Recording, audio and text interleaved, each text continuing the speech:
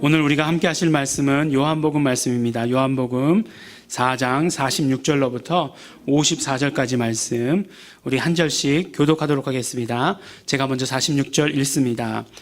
예수께서 다시 갈릴리 가나에 이르시니 전에 물로 포도주를 만드신 곳이라. 왕의 신하가 있어 그 아들이 가버나움에서 병들었더니 그가 예수께서 유대로부터 갈릴리에 오심을 듣고 가서 청하되 내려오셔서 내 아들의 병을 고쳐주소서 하니 저가 거의 죽게 되었습니다. 예수께서 가라사대 너희는 표적과 기사를 보지 못하면 도무지 믿지 아니하리라. 신호가 가로되 주여 내 아이가 죽기 전에 내려오소서. 예수께서 가라사대 가라 내 아들이 살았다 하신대 그 사람이 예수의 하신 말씀을 믿고 가더니 내려가는 길에서 그 종들이 오다가 만나서 아이가 살았다 하거늘 그 낫기 시작한 때를 들은즉 어제 제7시에 열기가 떨어졌나이다 하는지라. 아비가 예수께서 내 아들이 살았다 하신 그때인 줄 알고 자기와 그 온 집이 다 믿으니라. 함께 봉독하시겠습니다. 이것은 예수께서 유대에서 갈릴리로 오신 후 행하신 두 번째 표적이니라. 아멘.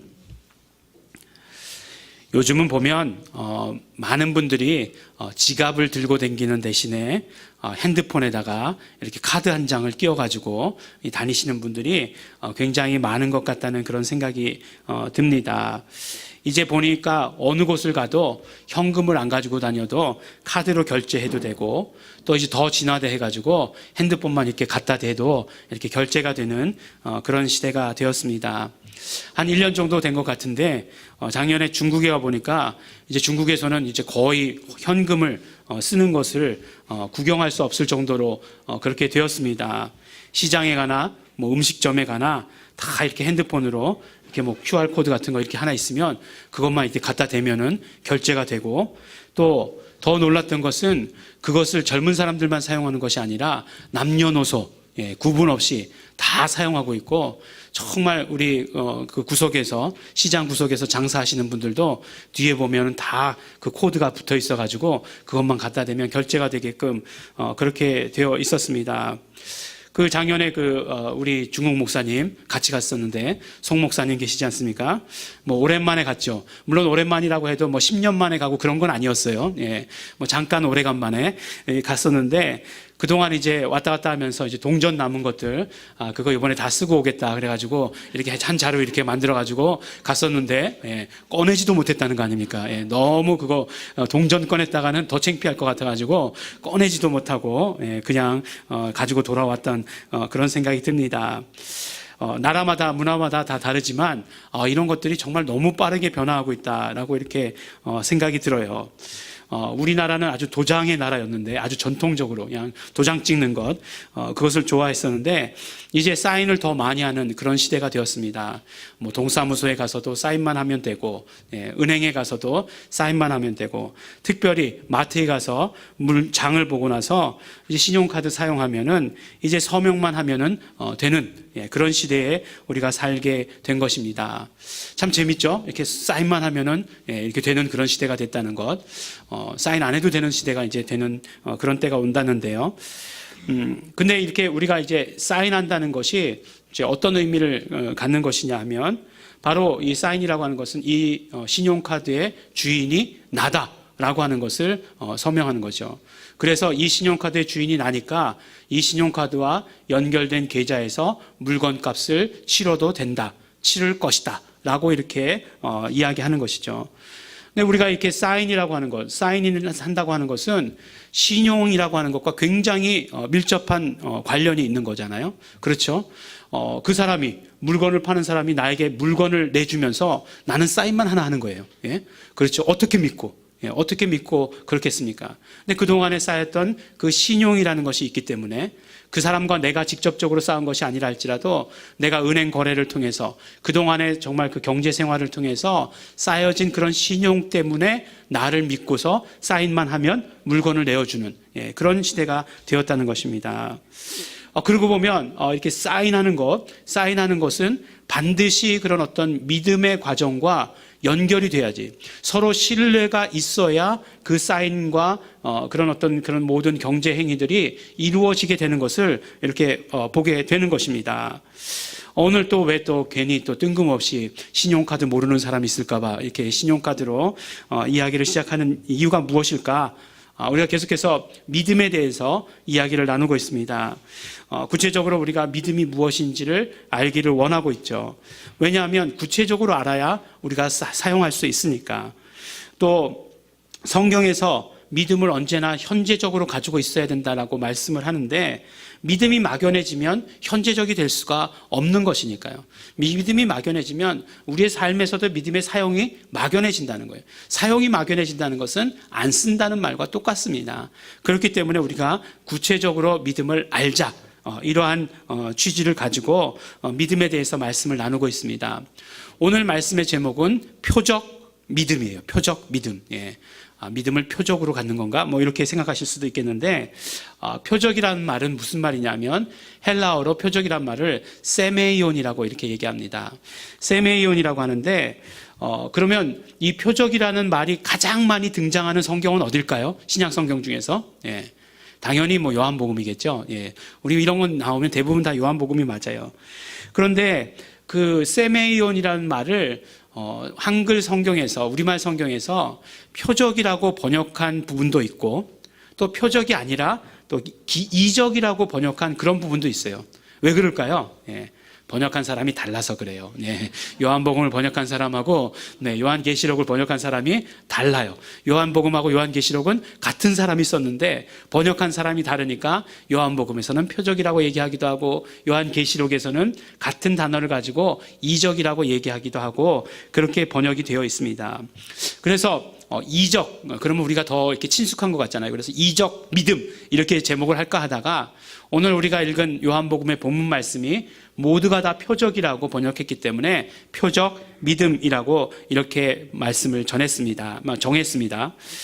요한복음에서 그러면 이 표적이라는 말이 제일 먼저 등장하는 곳이 어디일까요? 네, 오늘은 뭐 성경 퀴즈로 계속 풀어가 볼까요? 어딜까요? 네.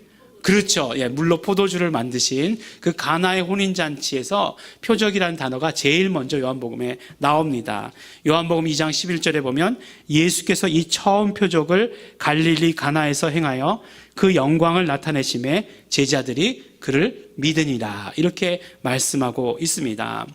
그런데 너무나 재미있게도 이제 표준세 번역으로 이 성경을 읽어보면 그 표적이라고 하는 말 밑에 이렇게 뭔가 그 설명이 달려 있어요. 맨 밑에 보면 표적이라는 말 밑에 보면 설명이 달려 있는데 뭐라고 설명이 달려 있냐면 성경에 그렇게 돼 있단 말씀이에요. 예수의 신성을 보여주기 위한 상징으로서의 기적.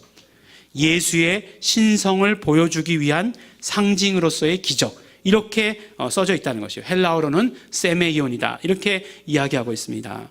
그러니까 이 표적이라고 하는 것은 그냥 단순히 예수께서 행하신 그런 기이한 일, 놀라운 일, 이런 것들이 아니라, 이런 것뿐만이 아니라 그 분명히 그런 것을 보여주시는 분명한 목적이 있는데 그 목적이 무엇이냐? 예수의 신성을 보여주시기 위한 것이다. 이렇게 말씀하세요. 그러니까 뭐 예수의 신성 그러니까 어려운 이야기 같은데 쉽게 이야기하면 무슨 말씀이에요? 예수는 하나님이시다 라고 하시는 그 사실을 드러내시기 위해서 보여주시는 그러한 일들이다. 이렇게 말씀해 주시는 것이죠. 그래서 예수께서 물로 포도주를 만드셨을 때에도 그리고 예수님께서 5,000명을 먹이셨을 때에도 예수님께서 병자들을 고치셨을 때에도 예수님께서 나사로를 살리실 때에도 이 모든 것들을 다 표적이라고 했는데 결국 이 표적들이라고 하는 것은 무엇이냐? 예수가 하나님이심을 드러내기 위함이다라고 이렇게 우리에게 말씀해 주시는 것이에요. 표적, 헬라어로는 세메이온이라고 얘기한다라고 말씀드렸죠. 근데 사실 이 표적도 어려운 말이고 세메이온은 기억도 나지 않을 것이고 그런데 이걸 영어로 뭐라고 얘기했냐면 영어는 참 기억하기 쉬워요. 영어로는 뭐라고 얘기했냐? 사인이라고 했어요. 사인. 예, 이것을 영어로는 일관되게 사인이라고 번역하고 있습니다. 사인, 그러니까 세메이온이나 표적보다 훨씬 더 이해하기 쉬울 것 같아요. 성경에 기록된 예수 그리스도 행하신 모든 놀라운 일들이 모두가 다 사인이다 이렇게 얘기하는 것이에요. 어떤 사인이냐? 바로 예수께서 하나님이시다 라고 하시는 것을 증명하시는 그런 사인이라는 거예요. 예. 예수님께서 이렇게 막 이렇게 사인을 하셔가지고 우리에게 이렇게 딱 보여주세요. 예. 근데 그게 뭐냐? 바로 이적과 표적이라는 것인데, 그것이 무엇이냐? 놀라운 일, 치료인데, 이적인데, 정말 귀신들이 쫓겨나가는 그것인데, 그것이 무엇이냐? 바로 예수가 하나님이시다라고 하시는 그 증거를 우리에게 보여주시는 것이다. 이렇게 얘기하는 거예요. 그러니까 우리 또 사인 그러니까 훨씬 더 쉽죠. 예, 훨씬 더 이제 이해하기, 외국어로 얘기해야 이제 더 이해하기 쉬운 그런 시대가 되어버린 것 같아서 한글날이 곧 오기 때문에 씁쓸하긴 하지만 그래도 하여간 우리가 이해하는 게 더 중요하니까 사인이다. 이렇게 이해하시면 됩니다. 그러니까 우리가 이적과 표적을 경험했을 때, 네, 그랬을 때 이제 우리의 어떤 관점이 바뀌어야 돼요. 무엇이냐면 내가 정말 병 나은 것만 감사하고 그것만 좋아하고 나에게서 이적을 경험하고 놀라운 일을 경험한 것만 좋아하는 것이 아니라 첫 번째로 우리가 정말 기뻐하고 감사하고 좋아해야 될 일은 무엇이냐면 바로 내가 예수가 하나님이심을 경험했다는 것, 그것을 처음으로 기뻐하고 감사해야 한다는 거예요. 아, 나에게 놀라운 일이 일어났어. 병 나은 것, 치료받은 것, 물론 기쁘죠. 정말 어떤 그거는 확실한 변화가 있는 거잖아요. 예? 누워 있었는데 일어났잖아요. 앉았다가 일어나게 됐잖아요. 그러니까 확실하게 변화가 되었으니까 정말 그것에 포커스를 맞추기 쉬운데, 그런데 이적이라고 하는 것, 표적이라고 하는 것, 그 뜻이 무엇이냐면 바로 예수가 하나님이심을 드러내시기 위한 것이 그 첫 번째 뜻이고 목적이었으니까 우리가 먼저 기뻐하고 감사해야 될 일은, 아, 내가 믿는 예수 그리스도, 내가 구주로 섬기고 있는 이 예수 그리스도께서 하나님이시구나 하는 것을 경험한 것에 대해서 우리가 기뻐하고 그것에 대해서 감사해야 된다, 이렇게 말씀하고 있는 것이에요. 우리가 이적과 표적을 경험했을 때 우리가 어떤 자세를 취해야 되는가, 이것을 오늘 우리에게 또한 말씀해 주시고 계시는 것입니다. 근데 이 말씀을 보면 이 사인이라고 하는 것, 이 이적과 표적이라고 하는 세메이온이라고 하는 이것이 또 무엇과 굉장히 밀접한 관계가 있냐면 바로 오늘 우리가 계속해서 말씀 가운데 나눴던 믿음과 굉장히 밀접한 관계가 있다는 것이에요. 조금 전에 이 사인이라는 이 단어가 가장 많이 나온 곳이 어디라고요? 요한복음이라고 말씀드렸죠. 그러면 요한복음에는 굉장히 많은 이적이 나올 것 같지 않습니까? 이런 단어 자체가 이렇게 많이 나오니까. 그런데 그렇지 않아요. 특이하죠. 그 이적과 표적이라는 이 단어는 제일 많이 나왔는데, 실제 일어난 표적은, 실제 기록된 표적은 몇 가지냐면 딱 7가지밖에 없어요. 7가지. 7가지. 아마 어떤 의도를 가지고 이 7가지 이적 표적을 기록한 것이다라고 이렇게 생각이 듭니다. 7가지밖에 없어요. 가나의 혼인잔치 첫 번째 표적이라고 말씀드렸죠. 물로 포도주를 만드신 것. 그 다음에 두 번째 표적이 뭐라고요? 오늘 말씀 가운데 우리가 읽었잖아요. 이것은 예수께서 유대에서 갈릴리로 오신 후에 행하신 두 번째 표적이니라라고 말씀하시면서 왕의 신하의 아들을 고치신 것이 두 번째 표적이에요. 그러니까 예수님께서 이제 예루살렘에 가셨다가 다시 이제 갈릴리 지역으로 오셨어요. 근데 갈릴리 지역으로 오실 때 어떻게 오셨죠? 바로 그 수가성 여인, 우물가의 여인, 그 여인을 만나서 이렇게 돌아오셨잖아요. 사람들이 안 가는 길로 이렇게 오셨잖아요. 그러면서 오시면서 만났던 것이 바로 가나예요. 가나에 있었습니다. 근데 이 왕의 신하의 아들이 어디 있었냐면, 왕의 신하의 아들은 가버나움이라는 곳에 있었어요. 그러니까 가버나움이라는 곳과 가나가 그렇게 멀지는 않은 곳이지만 어쨌든 떨어져 있는 곳이잖아요. 그래서 이제 이 왕의 신하가 예수님께 와서 청합니다. 내려오셔서 꼭 우리 집에 오셔서 우리 아들을 좀 치료해 주십시오, 이렇게 청해요. 그러니까 예수님께서 뭐 간다 못 간다 이런 말씀도 안 하시고 뭐라고 얘기하시냐면 이 세대가 표적과 기사가 아니면 도무지 나를 믿지 못하는구나, 이런 말씀을 하세요. 이런 말씀을 하시고 나면 막 헷갈리죠. 아니, 고쳐주시겠다는 거야, 안 고쳐주시겠다는 거야? 헷갈립니다. 내려가시겠다는 거야, 안 가시겠다는 거야? 헷갈려요. 그런데 예수님께서 가시지 않아요. 가시지 않고 뭐라고 하시냐면 이제 가버나움에 있는 내 아들이 나았다라고 이렇게 선포만 하십니다. 50절에 보면 예수께서 가라사대 내 아들이 살았다 하신대, 이렇게 말씀하고 있어요. 그런데 이제 중요한 것은 무엇이냐면 그 왕의 신하가 이 일을 어떻게 받아들였는가 하는 거예요. 예수님의 말씀을 어떻게 받아들였는가? 그 말씀이 바로 이어서 나오는데 그 사람이 예수의 하신 말씀을 믿고 가니라 이렇게 말씀하고 있어요. 믿고 갔다 이렇게 말씀하고 있어요. 그러면 결론이 어떻게 되었는가? 이제 이 왕의 신하가 이제 그 부지런히 이제 가버나움으로 가지 않았겠습니까? 부지런히 가버나움으로 가다가 자신의 종들을 만났어요. 자신의 종들도 이제 그랬던 것 같아요. 이제 이 아들이 낳았으니까 그 아들이 낳았다는 것을 얼른 주인에게 전해주고 싶어가지고 거기를 떠났던 것 같아요. 그래서 하여간 뭐 중간되는 지점이든 가버나움 가까운 지점이든 그 집을 떠나서 만났어요. 이게 만났더니 제일 처음에 이 왕의 신하가 종들에게 물어보는 게 뭐죠? 아이가 언제 낳았느냐 하는 걸 물어보는 거잖아요. 언제 낳았느냐? 왜 언제 낳았느냐라고 물어봤겠습니까? 분명히 이 사람의 마음 가운데는 예수님이 말씀하시는 그 순간에 내 아들이 살았다라고 하는 그 말씀하시는 그 순간에 낳았겠구나 하는 그런 믿음이 있었던 것이에요. 그래서 물어봅니다. 그랬더니 뭐라고 얘기합니까? 바로 어제 저녁 제7시에, 굉장히 그 성경에서 정확하게 시간까지 기록하고 있지 않습니까? 예수님께서 말씀하셨던 게 그 시간이라는 거죠. 그 시간에 말씀하셨던 그 시간에 바로 아들이 치료받았던 것이에요. 믿었더니만, 예수님께서 하신 말씀을 믿었더니만 아들이 그 시간에 바로 즉시 치료받은 것이에요.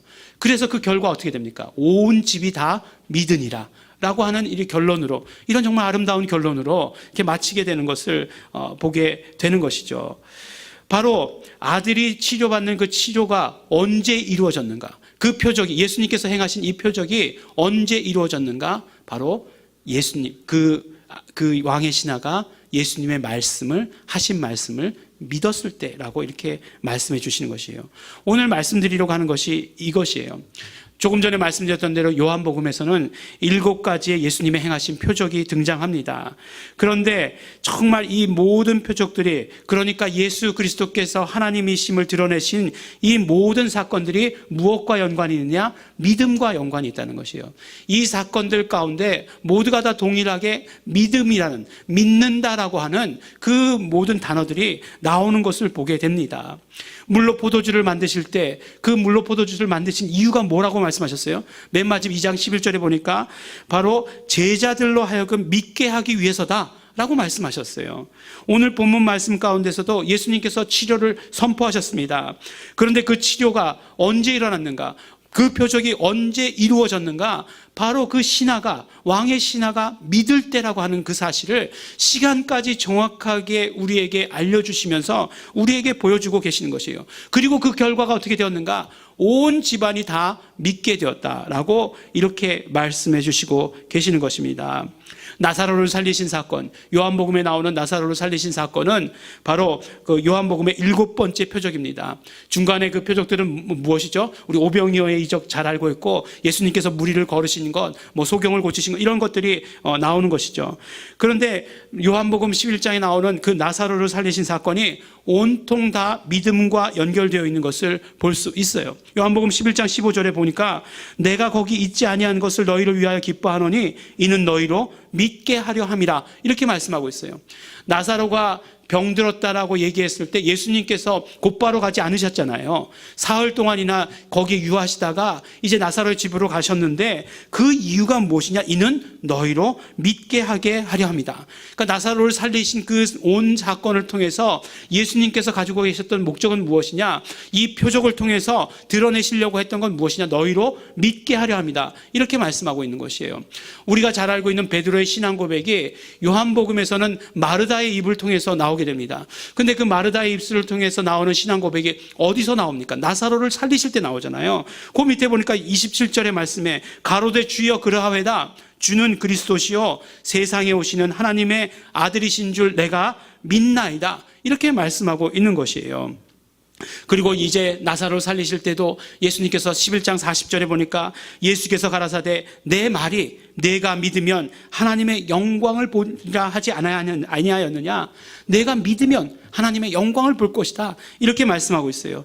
요한복음 11장 42절에 이 말씀을 통해서 정말 이 사건이 예수님의 이 행하신 모든 표적들이 믿음을 위한 것임을 마지막에 결론적으로 말씀하고 계세요. 예수께서 눈을 들어 우러러 보시고 가라사대 아버지여 내 말을 들으신 것을 감사하나이다. 항상 내 말을 들으시는 줄을 내가 알았나이다.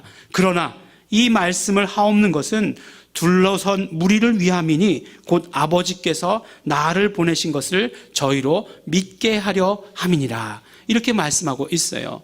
그러니까 예수님께서 꼭 하지 않으셔도 되는 말씀을 하셨다는 거죠. 네. 아버지여 항상 내 기도를 들으시는 것 감사합니다. 왜 이렇게 말씀하셨는가? 바로 이 모든 이적의 표적의 이 사건들을 통해서 저희로 둘러선 무리들로 하여금 믿게 하려 합니다라고 이렇게 말씀해 주고 계시는 것이에요. 이렇게 예수 그리스도께서 행하신 표적은 믿음과 아주 밀접한 관계가 있다는 것입니다. 뗄래야 뗄 수 없는 관계라는 것이에요. 첫 번째 어떤 것이냐? 바로 믿음을 통해서 우리는 예수 그리스도의 행하신 표적을 경험하는 것이에요. 우리가 예수 그리스도께서 행하신 표적을 언제 경험할 수 있느냐?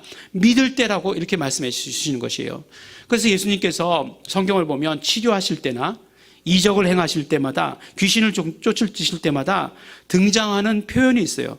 어떤 표현이냐면 바로 믿음을 보시고 라던가 아니면 혹은 내 믿음대로 될지어다 라고 하는 이 표현을 언제나 사용하시는 것을 보게 됩니다. 마가복음 5장에 보면 12해를 혈루병을 앓던 여인이 등장하게 되죠. 그런데 그 여인이 어떻게 치료받습니까? 예수님의 옷자락을 만져서 치료받잖아요. 사실 예수님은 야이로의 딸을 고치시러 가시는 그 중간이었어요. 야이로의 딸을 살리러 가시는 그 중간이었어요. 그랬는데 여인이 예수님의 옷자락만 만지잖아요. 그러니까 예수님께서 그 여인이 치료된 것을 아셨어요. 그리고 멈춰 서셔서 그 여인을 보시고 말씀하십니다. 뭐라고 말씀하십니까? 내 믿음이 너를 구원하였으니 평안히 가라.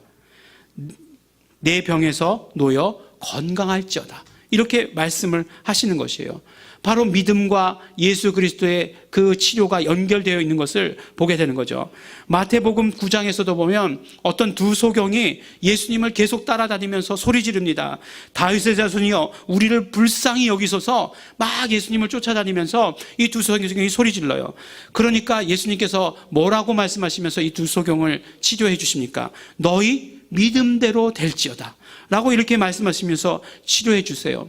또 어떤 때는 가나안 여인이 예수님께 나와서 이제 딸이 귀신 들렸으니 그 딸을 고쳐달라고 이렇게 했습니다. 그러니까 예수님께서 그 딸에게 들렸던 귀신을 쫓아주시면서 뭐라고 합니까?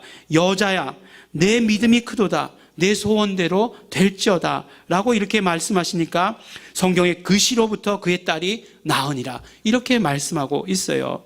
예수님께서 병을 고치실 때마다 예수님께서 귀신을 쫓아내실 때마다 그것은 믿음과 관계에 있는 것을 성경을 통해서 우리에게 말씀해 주십니다. 너무나 많기 때문에 몇 가지만 추려가지고 이렇게 말씀드린 것이에요.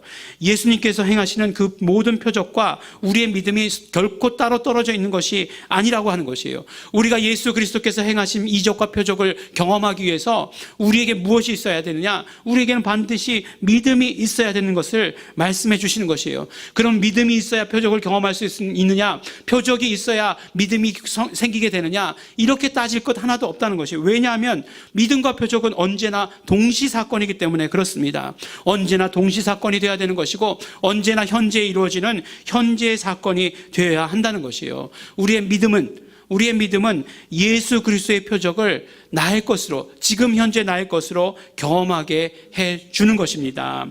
두 번째로 그러면 구체적으로 믿음이 무엇인가 하는 것이에요. 구체적으로 믿음이라고 하는 것은 무엇인가? 바로 오늘 이 모든 말씀을 통해서 우리가 알게 되는 것은 믿음이라고 하는 것은 예수가 하나님이심을 나의 경험으로 갖는 것. 이것이 믿음이라는 거예요. 예수가 하나님이심을 나의 경험으로 갖는 것. 믿음이 무엇인가?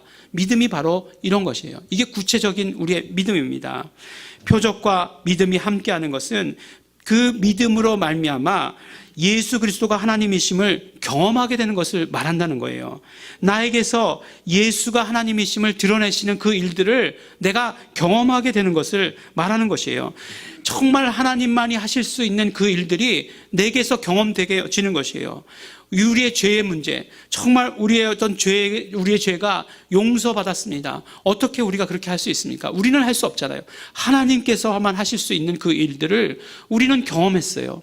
이것이 바로 우리의 믿음이고 정말 하나님의 일들을 우리가 경험하게 되는 것이에요. 치료가 또 그래요. 정말 우리가 어떻게 우리의 연약함들이 치료받을 수 있습니까? 하나님만이 하실 수 있는 일이에요. 그런데 우리는 믿음으로 말미암아 하나님만이 하실 수 있는 일들을 우리 삶에서 경험했어요. 믿음으로 이루어지는 일입니다. 나의 삶의 이적들, 정말 내가 필요한 순간마다 사람들을 보내주시고 필요한 물질들을 주시고 하는 이 모든 것들 모두가 다 하나님만이 하실 수 있는 일이에요. 가장 필요한 시간에 가장 정말 적절한 타이밍에 해주시는 이 모든 것들 하나님께서만 해주실 수 있는 일이라고 한다는 것이에요. 나는 믿음을 통해서 하나님만 하실 수 있는 일들을 경험하는 것이고, 결국 믿음이라고 하는 것이 무엇이냐? 예수가 하나님이라고 하시는 그 사실을 우리가 경험으로 갖는 것이다 라고 이렇게 말씀해 주시는 것입니다. 믿음은 경험하는 것입니다. 믿음은 무엇을 경험하는 것이냐? 예수가 하나님이심을 경험하는 것이에요. 우리가 믿는다라고 할 때 그 믿음의 내용이 예수가 하나님이심을 믿는다 이렇게 이야기하지만, 더 구체적으로 더 깊이 들어가 보면, 오늘 표적과 연결시켜서 말씀을 들어보면 결국 믿음이라고 하는 것은 예수가 하나님이심을 경험해야 하는 것을 우리에게 말씀해 주시고 계시는 것이에요. 내가 믿음이 있다 하는 말은 어떤 말이냐? 내가 하나님의 일을 체험한다, 내가 하나님의 일을 경험한다 라고 하는 말이에요. 내가 믿음은 항상 현재적이고 계속되어야 한다고 했으니까 그 말씀은 무슨 말씀이냐면, 나는 매일매일의 삶에서 하나님의 일을, 더 구체적으로 얘기하면 하나님을 경험하고 있다라고 하는 것을 말씀해 주시는 것입니다. 무엇을 하든지 간에 우리가 믿음의 사람이라고 한다면, 우리가 믿는다면 우리는 하나님의 일을 체험으로 갖게 되는 것이에요. 매일매일 주시는 생명을 받아가는 것, 하나님의 일이죠. 우리는 믿음을 가지고 받아가는 것입니다. 매일매일 공급해 주시는 영권과 인권과 물권을 받아가는 것, 그것 하나님의 일이고 우리는 믿음으로 그것을 받아가는 것입니다. 매일매일 주시는 하나님의 뜻도, 그것도 우리가 믿음으로 받아 가져야 하는 것이에요. 바로 믿음이 그런 것이기 때문에 그렇습니다. 우리가 믿음이 있다는 것, 믿는다는 것 아주 구체적이어야 합니다. 예수가 하나님의 심을 드러내시기 위해서 표적을 행하신 것들을 우리 믿음으로 받아가는 것들이 바로 성경에서의 일관된, 성경에서 우리에게 일관되게 말씀해 주시는 것인 것을 오늘 우리가 들었습니다. 그러므로 우리의 믿음은 예수가 하나님이심을 하나님의 일들을 통해서, 그 하신 일들을 통해서 경험하는 것입니다. 또 그것을 매일매일 경험해야 한다라고 우리에게 말씀해 주시는 것이에요. 아니, 이적과 표적을 매일매일 경험하며 삽니까? 어쩌다 한번, 일생에 한번 경험하면 감사한 것이죠 라고 말할지 모르겠지만, 믿음이라고 하는 것은 예수가 하나님이시라고 하는 사실을 매일매일 경험하는 것이라고 말씀했으니까 하나님의 일을 매일매일 어쨌든 우리는 경험해야 된다라고 우리에게 말씀해 주시는 것이에요. 조금 전에 말씀드렸지만 매일매일 새로운 생명을 주시는 것, 우리가 아침에 일어나 눈을 뜨는 것, 놀라운 이적이에요. 하나님께서 우리에게 새 생명을 공급해 주시는 것입니다. 단순히 우리에게 목숨만 공급해 된 것, 우리에게 주어진 목숨만으로 사는 것 아니에요. 오늘 아침에도 하나님께서 우리에게 새 생명을 공급해 주셨습니다. 하나님께서 우리에게 새 것으로, 하나님 것으로 공급해 주시는 것을 우리가 느끼면서 살아야 된다는 것이에요. 그것이 믿음이라고 하는 것입니다. 그것을 경험해야 한다는 것이에요. 그것이 그러므로 믿음이 날마다 계속된다고 하는 것을 우리에게 말씀해 주시는 것입니다. 우리 사랑하는 예일중앙교회 성도 여러분, 믿음을 가지십시오. 날마다 하나님의 일을 경험하시기 바랍니다. 그러므로 말미암아 우리가 정말 예수가 하나님이심을 경험으로 갖는 우리 성도 여러분들이 되시길 바랍니다. 날마다 믿음으로 사는 성도 여러분들이 되시기를 예수 이름으로 축원합니다. 우리 함께 기도하시겠습니다. 우리 이 시간에 기도하실 때 우리 정말 감사하면서 기도하시기 바랍니다. 우리가 정말 놀라운 하나님만이 하실 수 있는 그 놀라운 일들로 말미암아 이적과 표적으로 말미암아 우리가 예수 그리스도께서 하나님이심을 우리 믿음으로 갖게 하여 주신 것 너무나 감사하고 고맙습니다. 우리 경험으로 갖게 하여 주신 것 너무나 감사드립니다. 우리 믿음이 있음으로 말미암아 그 모든 것들이 경험되게 하여 주신 것을 또한 감사하고 감사드립니다. 또한 이 시간에 정말 우리의 모든 정말 연약함들을 회개하면서 기도하시기 바랍니다. 우리의 믿음이 늘 현재적이고 계속되지 못했던 연약함들, 우리가 정말 이적 표적을 어느 한순간에만 경험하려고 했던 것들, 하나님의 일들을 어느 한순간에만, 우리 정말 일생에 있어서의 어느 한순간에만 경험하려고 했던 우리의 연약함들, 예수님의 피를 의지하시면서 이제 결단하시기 바랍니다. 나는 매일매일 믿음의 사람으로 살겠습니다. 나는 매일매일 하나님의 일을 경험하겠습니다. 우리 다 같이 통성으로 감사와 결단과 회개의 기도 드리시겠습니다.